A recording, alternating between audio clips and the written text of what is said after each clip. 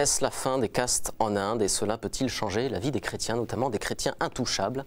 Eh bien, c'est une question que nous allons aborder dans Église du Monde alors que la Cour suprême indienne vient tout juste de déclarer inconstitutionnels les fameux conseils de caste. On vous emmène donc en Inde, deuxième pays le plus peuplé au monde après la Chine, avec près d'1,150,000 habitants, dont 80% sont de religion hindoue, 14% sont musulmans et seulement 2,3% sont chrétiens, des chrétiens qui sont souvent mal vus, régulièrement d'ailleurs victimes de violences. On les assimile aussi à une religion de l'étranger, ce qui est faux, nous allons le voir au cours de cette émission. Et de surcroît, les chrétiens sont à 60%, peut-être même plus, ce qu'on appelle des intouchables, une population hors caste, c'est-à-dire une population située tout en bas dans l'échelle sociale indienne, dans ce fameux système de caste typique de l'Inde. Un système pourtant aboli depuis près d'un demi-siècle et pourtant cela imprègne encore la société et les mentalités et les comportements indiens. Cette décision de la Cour suprême peut-il donc changer la situation des intouchables et la situation des chrétiens? C'est ce que nous allons voir dans cette émission avec notre invité, le Père Joseph Xavier Soussaï. Père, bonjour. Bonjour, monsieur. Alors vous êtes prêtre capucin, vous vivez en France depuis 7 ans et vous êtes indien tamoul. Oui. C'est-à-dire que vous avez été capucin d'abord en Inde. Vous êtes originaire de l'État du Tamil Nadu, situé dans l'Inde du Sud, du Sud-Est même de l'Inde, on peut le dire. Oui. Et vous avez grandi dans une famille catholique depuis des siècles. Expliquez-nous comment et quand votre famille est devenue catholique en Inde. Ma famille est chrétienne depuis plusieurs siècles, depuis la fin du XVIIe siècle. C'était le moment de Saint Jean de Brito. Il était missionnaire, il est venu chez nous dans le sud de l'Inde et il était responsable de la mission de Madurai. Il a évangélisé dans cette région-là. Cette époque-là, ma famille était convertie au christianisme depuis... ma famille était chrétienne. D'accord. Et donc, cette foi chrétienne s'est transmise jusqu'à vous. Oui. Vous avez grandi donc dans une famille catholique. Racontez-nous un peu comment s'est passé durant votre enfance, j'allais dire, l'éducation chrétienne. Vous aviez du catéchisme, vous alliez à la messe le dimanche. Comment ça se passait concrètement? Moi, je viens d'une paroisse traditionnellement chrétienne. C'est pas dans la paroisse, c'est un village. J'ai grandi dans un village. Oui. C'est une clocher, on peut dire. Oui. Il y a, toutes les semaines, il y avait une messe. Mes parents, ils ne manquaient jamais la messe dominicale, même quand il y avait des messes. Même quand j'étais petit, j'ai assisté, j'étais enfant de chœur. Après, j'ai étudié dans une pensionnat et puis dans les écoles des jésuites. Quand j'étais dans le pensionnat, j'ai assisté aussi chez le prêtre pour préparer l'autel, préparer pour la messe. Même j'ai sonné la cloche à 5 heures du matin. Ça m'a aidé beaucoup à grandir dans la foi chrétienne. J'étais toujours auprès des prêtres. J'ai participé dans les activités de l'Église depuis quand j'étais petit. Ça m'a donné aussi une idée, une envie de devenir prêtre. Alors, justement, on peut en parler. Vous portez l'habit capucin. Oui. Comment vous avez rencontré les capucins et qu'est-ce qui vous a fait devenir capucin indien? C'est quand j'ai fait mon collège, il y avait des promoteurs de vocation de plusieurs congrégations. Chaque année, ils venaient nous parler de leur congrégation. Mais à la fin de leur discours, ils nous demandent qui veut être un salésien ou un jésuite, comme ça. Chacun dit oui, je voudrais. Finalement, ils notent leur nom et puis ils sont partis. Mais une fois, un capucin, il s'appelle frère Marie-Raj, pour le moment, il est au Canada. Il est venu nous parler de Saint François d'Assise et puis de la vie capucine. Finalement, il nous a demandé qui voudrait être les capucins. Je dis, nous étions une dizaine. Il a dit, ceux qui voudraient ceux qui veulent être des capucins, vous pouvez venir me parler personnellement. Ça m'a donné une idée. J'ai dit oui, pourquoi pas, je peux aller parler avec lui. Je suis allé parler avec lui personnellement. Et puis j'ai échangé pendant 12 ans j'ai eu des correspondances avec lui. Ça m'a permis d'apprendre la vie capucine. Ouais. Et puis, il m'a donné aussi les livres sur Saint François d'Assise. Ouais. J'ai continué à lire. Finalement, on a organisé une semaine de discernement chez les Capucins. Ouais. J'ai participé. Après cette session, je suis allé demander à mes parents est-ce que je peux rentrer chez les Capucins. Mon papa m'a dit maintenant tu es assez grand, tu peux faire une décision. Et vous l'avez faite. Alors, ah oui. Les chrétiens aujourd'hui sont régulièrement, en tout cas c'est ce qu'on entend nous en France, sont régulièrement la cible d'attaques d'extrémistes hindous notamment. Oui. En 2008, dans l'État d'Orissa, il y a eu des morts, il y a eu des dizaines d'églises incendiées, avec visiblement la complicité des autorités, de la police. Oui. Est-ce que vous êtes déjà senti menacé en tant que chrétien et même en tant que capucin en Inde? Oui, moi aussi en tant que chrétien, en tant que capucin, j'ai senti aussi avec les peuples chrétiens. Mais... Vous êtes senti menacé, en danger, parce que chrétien? Non, pas directement, parce que quand j'ai entendu parler d'attaques contre les chrétiens dans l'État d'Orissa, tout de suite, ça posait des questions. Mais vous ne l'avez pas vécu personnellement, d'événements de ce genre? Non, parce que dans le sud, c'est très calme. Dans l'État, dans le sud de l'Inde, normalement, c'est calme. Alors justement, hein, l'Inde du Sud, c'est peut-être là où il y a le plus de chrétiens. Peut-être que ça change quelque chose, mais il y a des régions de l'Inde où les chrétiens sont très minoritaires. Oui. Et là, c'est très difficile pour eux, notamment au Gujarat, État de l'ouest de l'Inde, frontalier avec le Pakistan. Gujarat où les chrétiens sont 0,5% et où le parti nationaliste hindou, le BJP, est au pouvoir. Être chrétien n'y est donc pas toujours de tout repos. Je vous propose de découvrir avec cet extrait d'un documentaire, ça s'appelle Gujarat, l'église des parias. On regarde. Le BJP est un parti fondamentaliste pour qui être indien, c'est avant tout être hindou et croire au système des castes. Son arrivée au pouvoir en 1995 crée des tensions entre les communautés qui culminent avec les massacres d'avril 2002 où plus de 2000 musulmans ont trouvé la mort.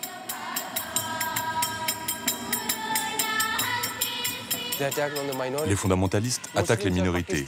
Ils disent « Les musulmans sont des Pakistanais. Depuis quand ?» Ils disent « Les chrétiens viennent d'Europe. Depuis quand ?» Mon père et mon grand-père sont indiens. Je suis indien, indien avant toute chose. C'est donc dans un climat de haute tension que Narendra Modi, leader des fondamentalistes, lance sa campagne de réélection en tant que gouverneur du Gujarat quelques mois après les massacres. Il fait de la création d'une loi anti-conversion le fer de lance de son nouveau mandat. Une épée de Damoclès qui, sans interdire formellement les conversions, devient le prétexte d'un harcèlement quasi quotidien de l'activité missionnaire. C'est un défi pour les fondamentalistes qui croient au système des castes. Dans ce système, les gens qui appartiennent aux castes supérieures descendent directement de Dieu. C'est pour ça qu'ils appartiennent aux castes supérieures. Et puis, il y a une autre catégorie de personnes condamnées aux travaux les plus vils. Et ce sont les pauvres. Du coup, quand les pauvres commencent à s'élever, c'est un défi pour les castes supérieures. Ce ne sont pas nos activités d'évangélisation qui les dérangent. Ce qui les dérange, c'est que les pauvres commencent à s'élever. D'une certaine façon, c'est le sentiment d'insécurité des puissants et des riches qui pose problème. Pour eux, il est inacceptable de voir ces populations qui, jusqu'à présent, étaient sous leur contrôle, élever leur voix. Qui est responsable? Qui est responsable de cela? C'est l'Église.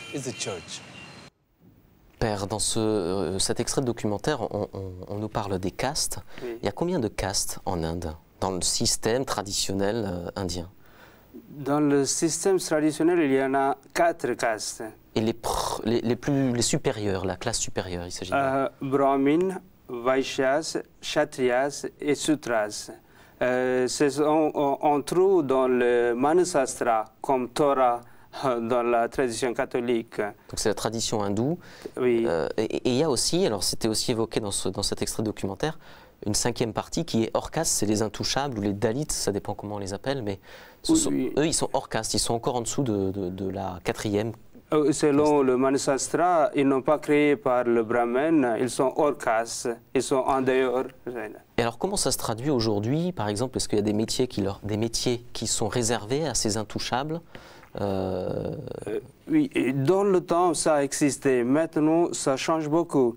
Même, on ne dit pas le mot intouchable. Maintenant, ça ne se prononce pas.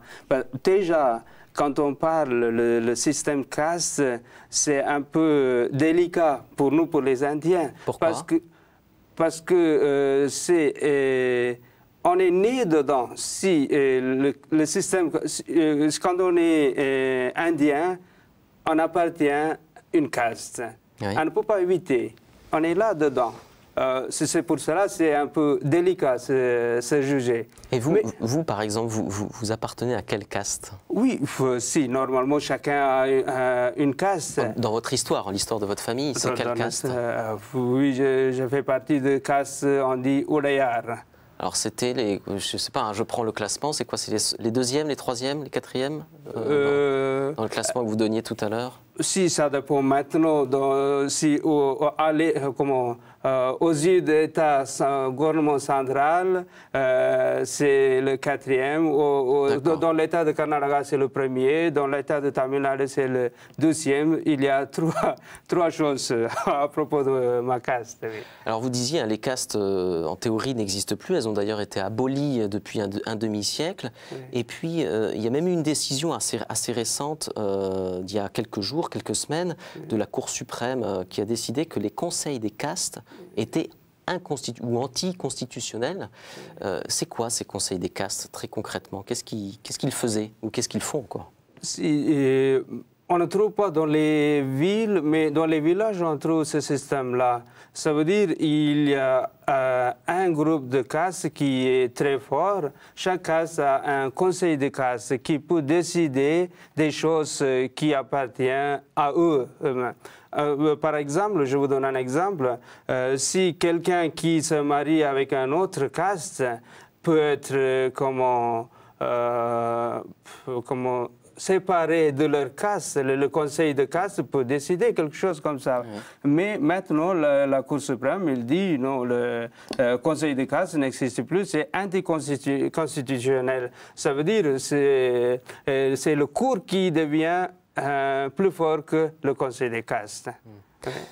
Alors on dit, je ne sais pas si les chiffres sont exacts, mais il y a à peu près 60% alors on ne dit plus intouchables, mais enfin on l'utilise quand même, en tout cas des héritiers de cette caste-là, ou de cette partie de la population, des intouchables, qui sont chrétiens.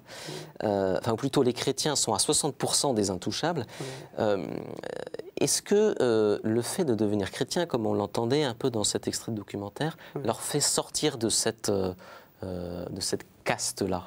Est-ce qu'ils restent encore intouchables ou ils deviennent complètement autre chose? Ils sont chrétiens, ils ne sont plus hindous, donc... Il faut comprendre maintenant le système. Dans le temps, on a eu le système caste. Maintenant, le gouvernement, depuis 1950, il a aboli le système caste.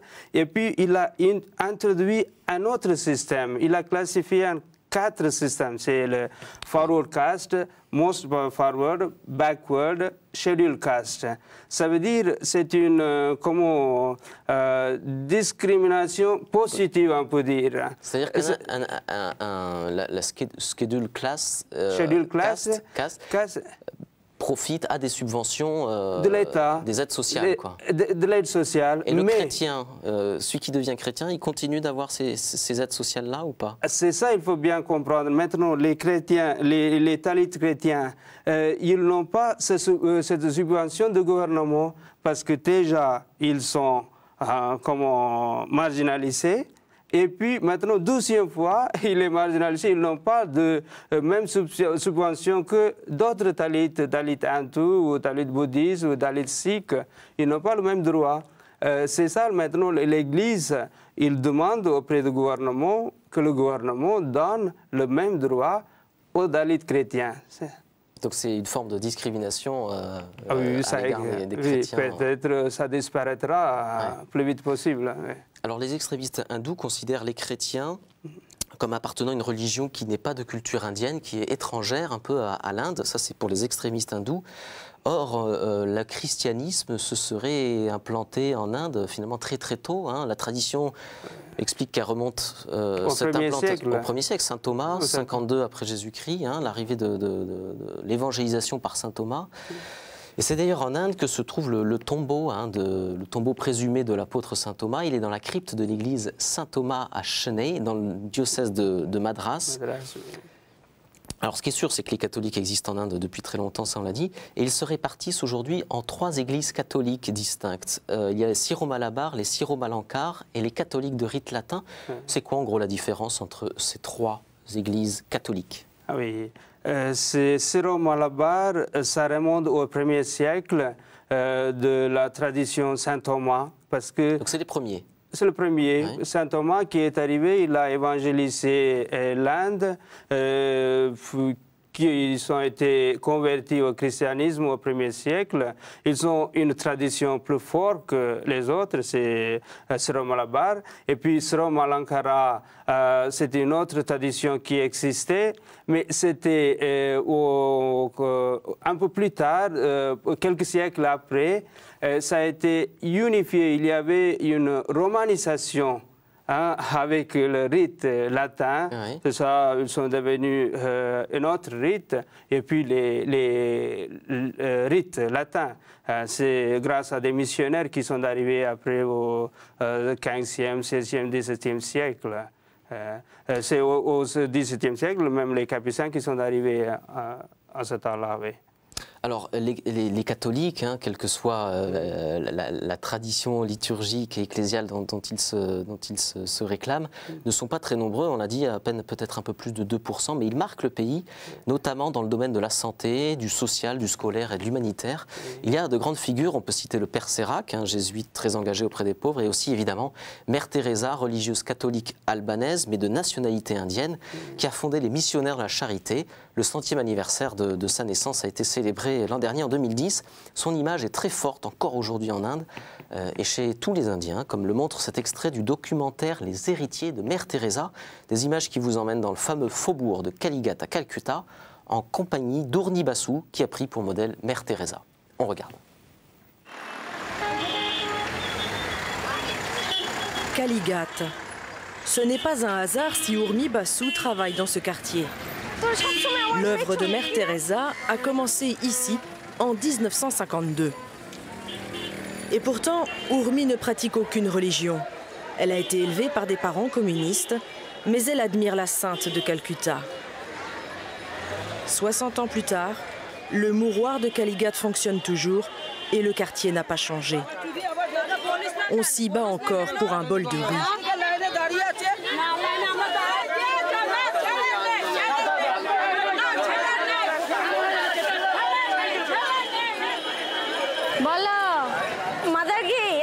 Bonjour, ça va? Bonjour, mère. Pourquoi tu m'appelles comme ça? Il n'y a qu'une mère, tu le sais bien. Tu es resté ici tout l'après-midi? Je suis allé chercher à manger et ensuite j'ai dormi là-bas.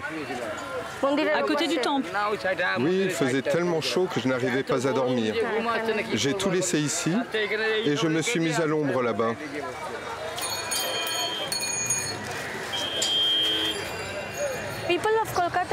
Les habitants de Calcutta ne la voient pas comme une catholique. Ils la voient comme l'une des leurs, qui appartient à Calcutta, qui a dédié sa vie à prendre soin d'eux.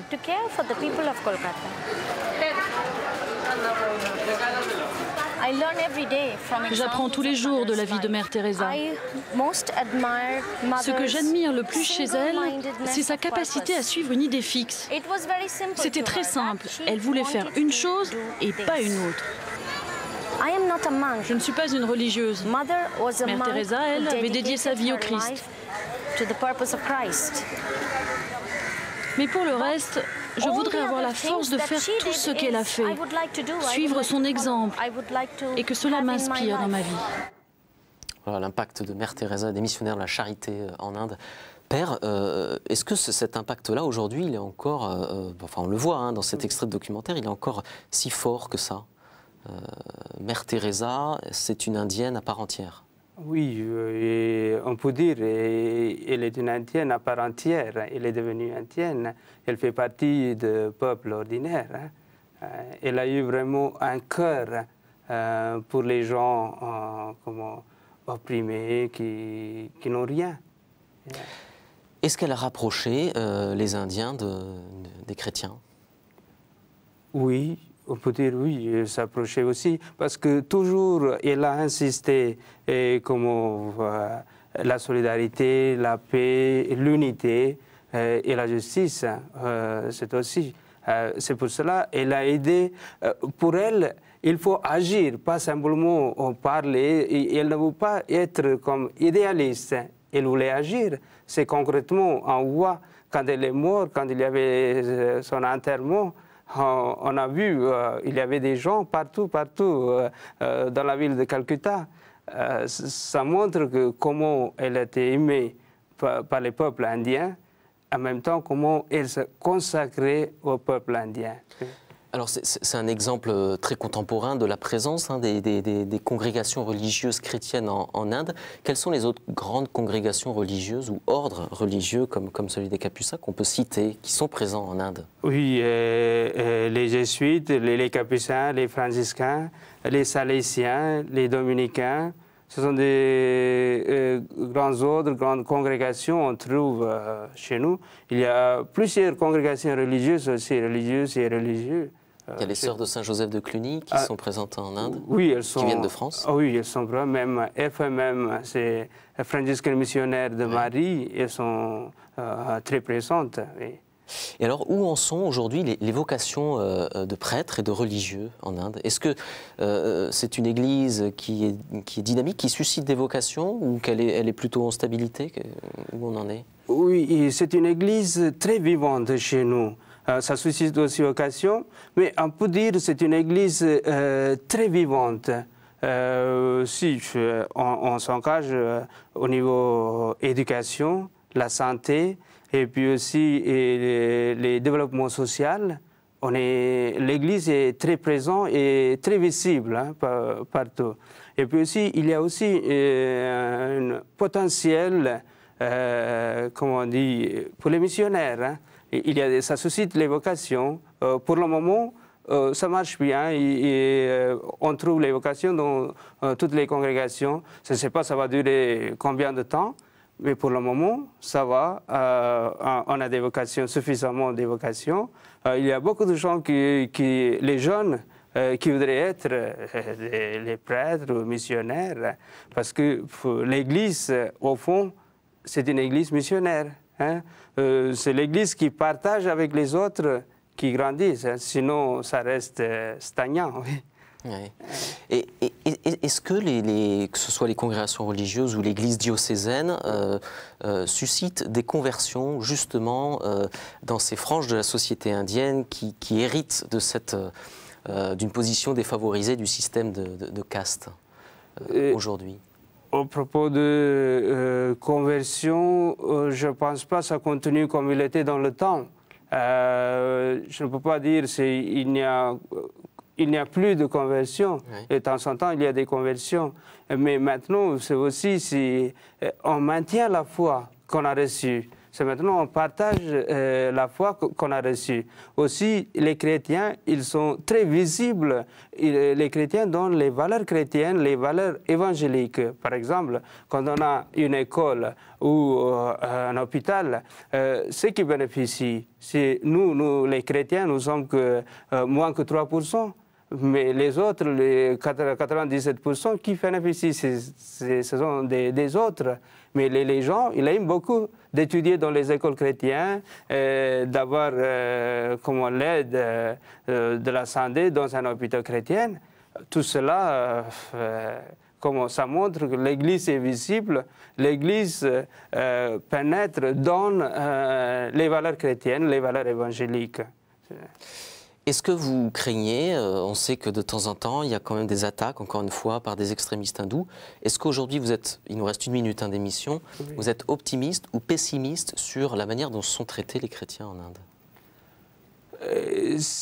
Moi, personnellement, quand je vois l'Inde, c'est un pays avec beaucoup de valeurs. Hein. Beaucoup de valeurs, c'est multiculturel, multilingue. Il y a beaucoup de choses, comment on dit, de bonnes choses.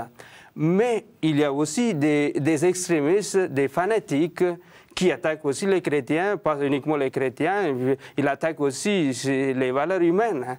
C'est ça on trouve partout. Mais on ne peut pas dire, pour cela, on ne peut pas être très pessimiste. Hein. Bon, on finira sur cette note-là, donc vous n'êtes pas pessimiste, on le retient. Merci beaucoup, Père Soussaï. Je rappelle que vous êtes prêtre indien capucin, de l'ordre des Capucins, depuis 7 ans en France. Merci beaucoup d'avoir participé à notre émission. Merci à vous de l'avoir suivi. On se donne rendez-vous pour une prochaine édition d'Église du Monde. À bientôt.